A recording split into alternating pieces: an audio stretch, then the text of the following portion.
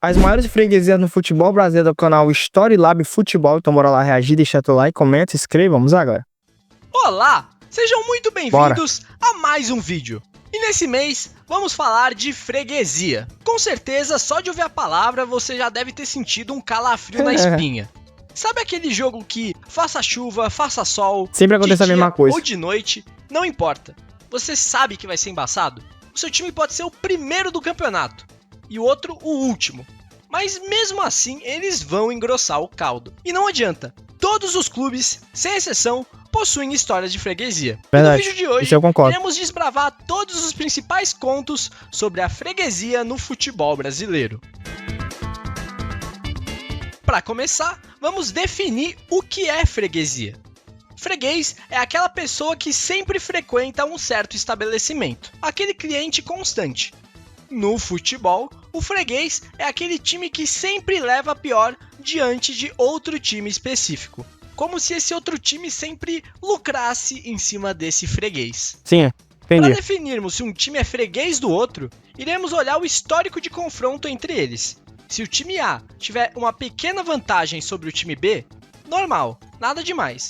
Agora, se essa vantagem for grande, aí sim pode virar cravar. freguesia, né? É freguês. Freguês. Também vale a pena olhar os enfrentamentos decisivos Ou seja, entre os independente de um ou do outro, sempre vai ter um que vai ter mais derrota e o outro vai ter mais vitórias, né, então. clubes. Se houver grande vantagem para um lado, também existe um caso de freguesia aí. Mais dolorido do que ser freguês de um time qualquer é ser freguês do seu rival. Nossa, e é é por pior, aí hein? que Dói mais, hein? começamos nossa odisseia.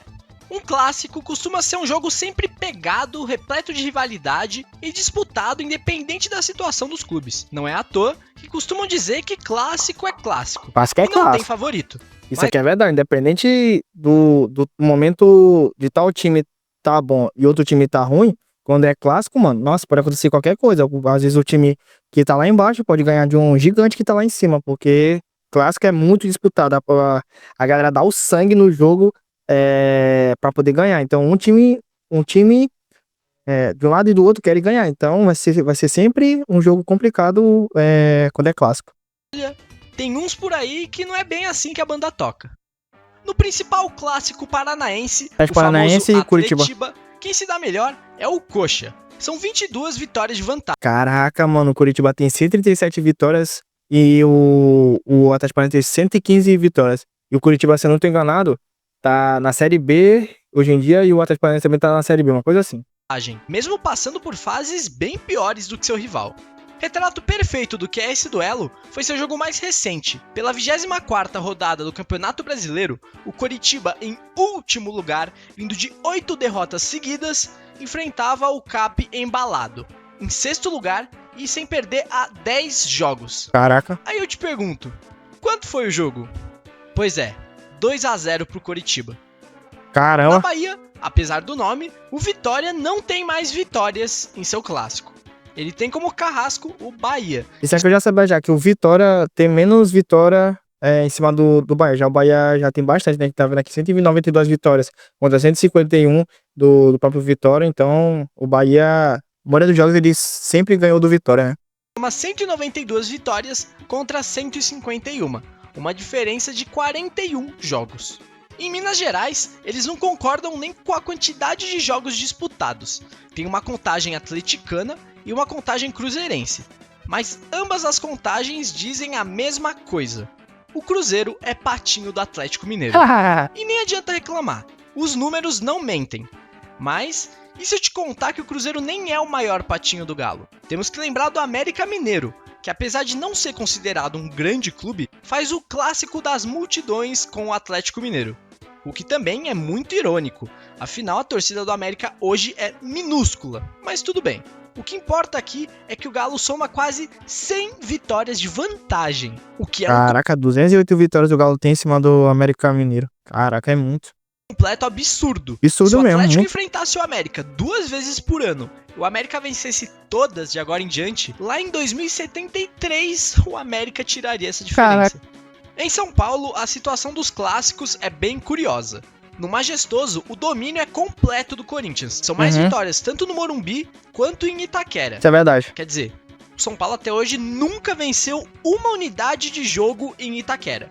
Pro São Paulino, aquele estádio representa tudo que há de mal. Eu não sei não, não sei se esse ano 2025 ou foi 2024, acho que teve um jogo que o São Paulo acabou ganhando lá no Itaquera. Depois de sei quantos anos é que o São Paulo nunca tinha ganhado um jogo lá no Itaquera, lá na casa do Corinthians, e o São Paulo acabou ganhando. Nesses 2024, 2025, não sei se foi, eu tô falando besteira, mas acho que o São Paulo acabou ganhando, né, então.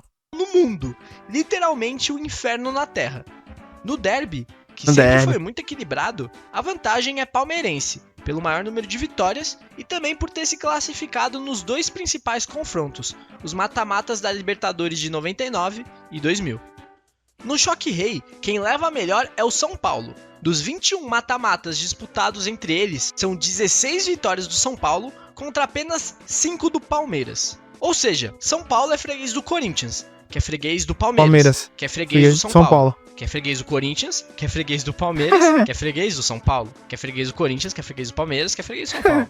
Entendeu? Entendi. Tá, mas aí você percebe que tá É um círculo sem fim isso aqui, esses três aqui, né? O São Paulo, o Corinthians e o Palmeiras, né? É um dependendo do outro. faltando alguém nessa equação aí. Santos. Cadê o Santos? O Santos apanha pra todos. Sugiro até um teste de DNA pra ver quem é o pai do Santos. Porque olha, são vários e vários candidatos. Mas pra aliviar um pouco a barra do Santástico, vamos citar os números da Portuguesa. Essa sim é inimiga dos clássicos. Outro que sofre pros rivais é o Botafogo. Tem histórico ruim contra todos seus rivais cariocas.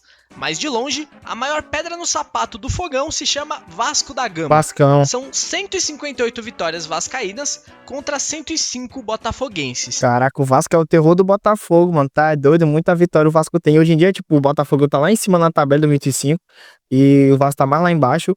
Mas mesmo assim, o Vasco ainda continua sendo o pai do Botafogo. Esse duelo, que é conhecido como clássico da amizade, pela relação amistosa das torcidas.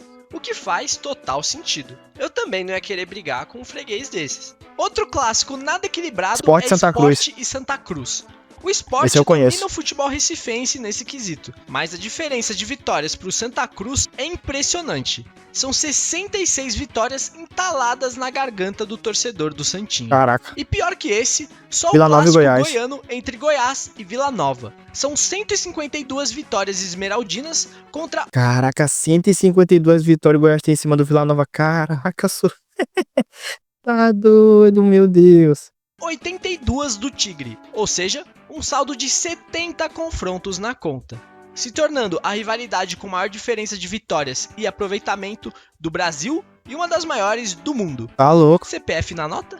Mas se você tá achando ruim ser freguês do seu rival, imagina ficar 33 jogos sem ganhar uma partida dele. Pois é, foi isso o que Paysandu, aconteceu mano. com o Paysandu, que ficou de janeiro de 1993 até junho de 97 sem ganhar do Remo, sendo o maior tabu da história dos Caraca. clássicos brasileiros. 33 jogos. E pra mim, o mais bizarro nisso tudo foi eles terem se enfrentado 33 vezes em um período de 4 anos e meio.